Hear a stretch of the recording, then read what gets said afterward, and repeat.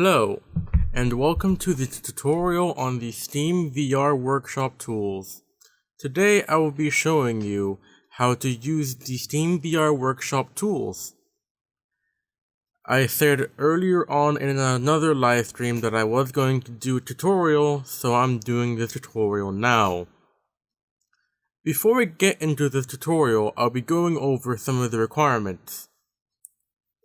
First, you will need a computer that is powerful enough to run a VR experience.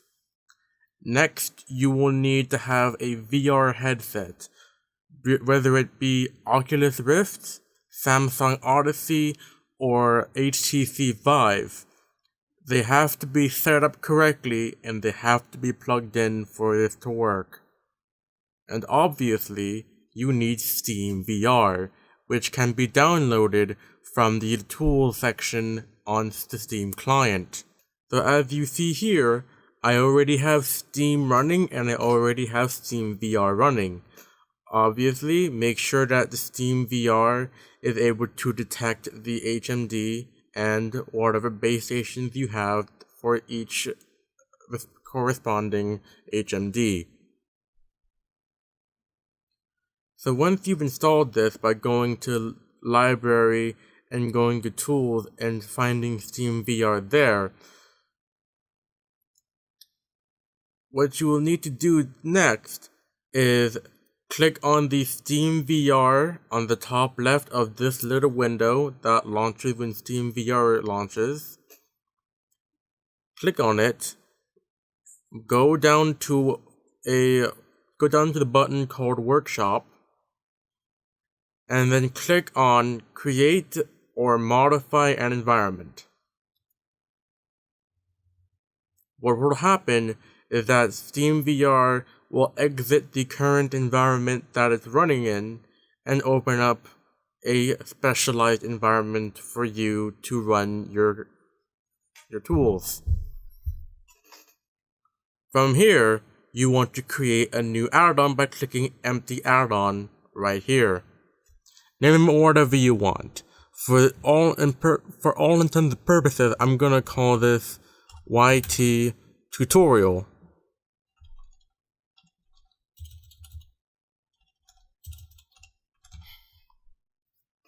And hit Create. You have created a new plugin that SteamVR will load when it launches. But right now, this plugin has nothing in it. What you want to do next is move your mouse down to the blue bar that says Launch Tools and click it. And wait a bit.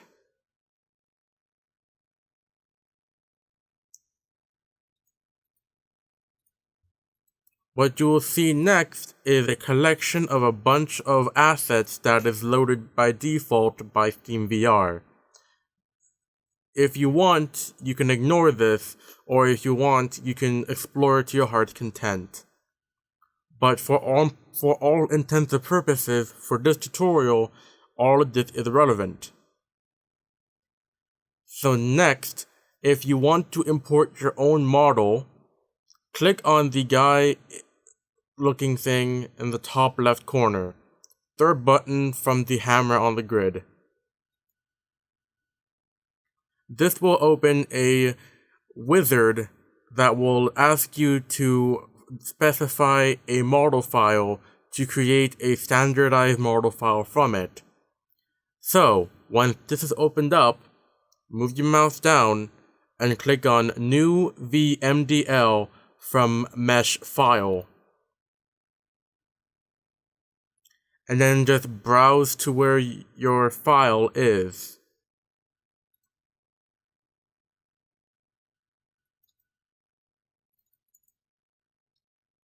This program does support only 4 options: DMX, SMD, FBX, and OBJ. The easiest option is the FBX format, as all of the textures are packaged in with the model. But OBJ works just as well, as long as you keep all of the images used to create these materials in the same folder. So once you've procured your desired file format and desired file of choice, click on it and click on Open. Next, it will ask, do you want to copy the mesh to where the plugin is actually located? Click on Yes. This will pop up. This is a list of every single material that is used on the object. For right now, you don't have to worry about it. What you do have to worry about is the destination directory and the collision type. The destination directory, it always has to be in some kind of folder inside of the plugin. For models, it has to be in its own subfolder under the models folder. So create a new folder, name it whatever you want, and then click Select Folder. And the next thing you have to worry about is the collision type. The collision type allows the player to teleport across the mesh. If you click No Collision, then no collision will occur and the player cannot teleport across it. Collision using convex hull is another predetermined collision mesh that has a weird way of interacting with the player. What most people would want to use is collision using exact geometry. This will tell the engine to make a collision model that is one-to-one with the model you imported. Once you've finished choosing your options, click OK. It's fine if this shows up, it's just a problem with the model that I imported. Once it's done, what will happen is that it will, for a brief second, pop up the model editor, and then it will proceed to throw up the material editor. This won't happen for everyone, but it will happen for some people if they've already been using the same asset from another plugin. So once that's done, the model is compiled into a VMDL, which is what this engine uses to display its models. So next, you want to go to the top right where you see this folder icon. What you want to do is click on it and you will see 3 categories: SteamTours, Core, and SteamTours _ add-ons and the name of your add-on. Straight to the right of it, there will be a button that says Only. Click on it. What will happen now is that it will only show contents within your plugin.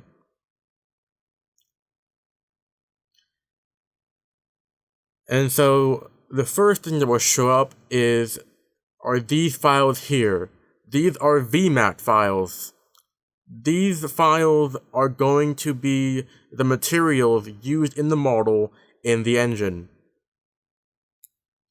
If you want to edit them, double click on it and you will have many other options for these specific materials. So now, if you're to this step in the tutorial, scroll down until you see your mesh, usually ending with VMDL. Double click on it and it will show the mesh editor. This is where you're able to see everything about your mesh. You can fly around it by holding right click and moving with WASD. There is one problem with this mesh in particular.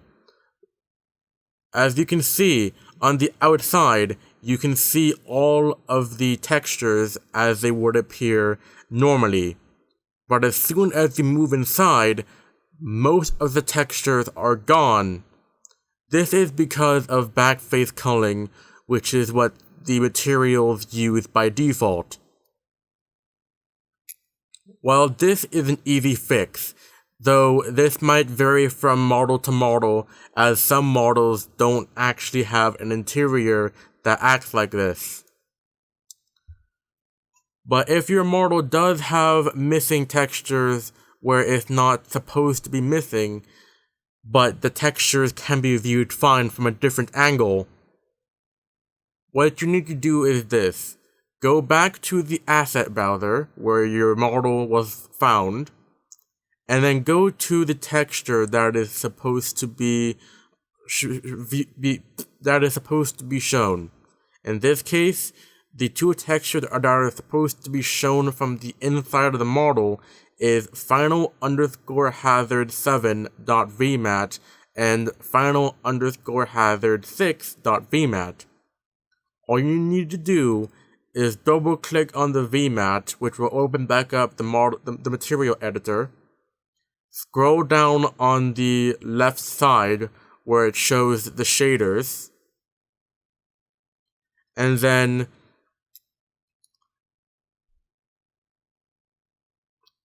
if I can actually find it, there we go. Under two-sided rendering, click Render Backfaces. For now, you don't need to worry about any of this. As long as it's a simple model, it should work. Now what's going on is that the material is showing the texture on both sides by pressing Render Backspaces. In the preview window, you can still move around and see how the material is rendering.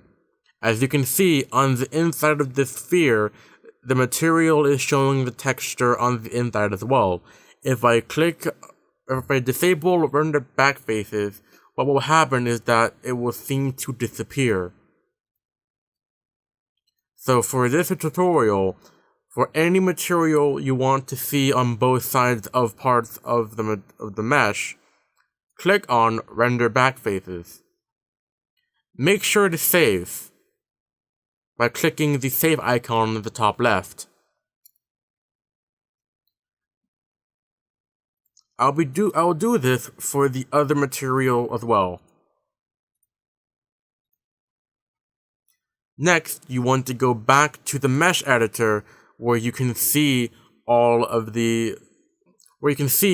that in real time, mostly, that the material has updated to show the material on both sides. If you're happy with your result, then what you do now is that you head back into the asset browser, and on the top left, you see this hammer that has a grid behind it.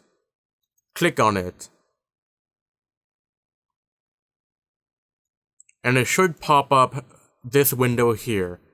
This is the map editor for the engine, which is the engine that SteamVR uses. What you want to do is go to the top left corner, click on File, and click on New. This has just opened up a new map that is empty. The grid is showing how big each part of the model is in the specific units that are specified by the map editor. So once you've opened up a new map, what you want to do now is go back to the asset browser and then drag your model into the other window. Now, for some reason, it is stretching a lot, but you can resize it like any other window in Windows.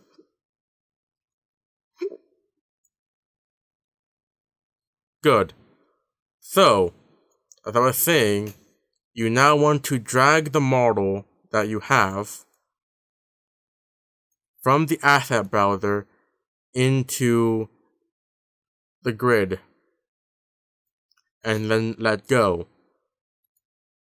Congratulations, you have created a basic map based upon a model that you either downloaded or created yourself. But we're not quite ready to export this as a full SteamVR environment. Next, you want to go to the very left of the screen and go down to where you see this little bulb-like icon. Click on it. This is the entity tool. By default, it will have info_player_start selected. This is the player start, which is where the player will begin when the map is loaded. Find a good place for the player start and left click. You have just placed a player start, which will then allow the player to start in a specific location when the map is loaded. There are other entities that can do stuff like change lighting, but for this tutorial, I'm only going to show you a room that has no lighting, which by default is always really bright. So at this point, if you're happy with what you have here, then you can export this as a SteamVR environment.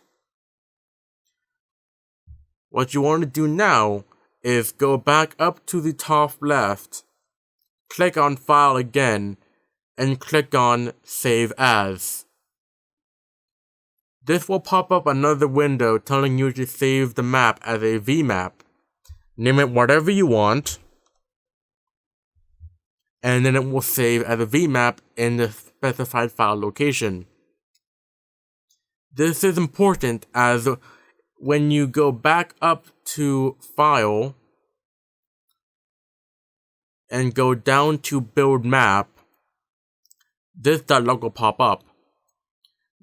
The map needs to be saved in order for it to compile. There are 5 settings here. Full compile, which is a standard compile with everything in the map, so all the meshes and all the entities. Fast compile will be the map, but it has a less detailed way of rendering it. And final compile, which will render the map as best as possible. Only entities, which will only export the entities in the map. And the last one is custom settings for if you want to tweak everything yourself. For this tutorial, I'm going to be using Fast Compile. And next you want to click on Build. And there you go.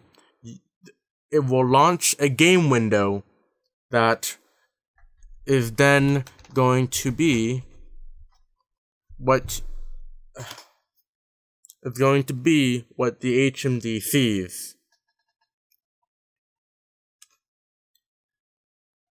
Now, be advised that in order for you to launch these applications, you have to have the HMD of choice plugged in at all times.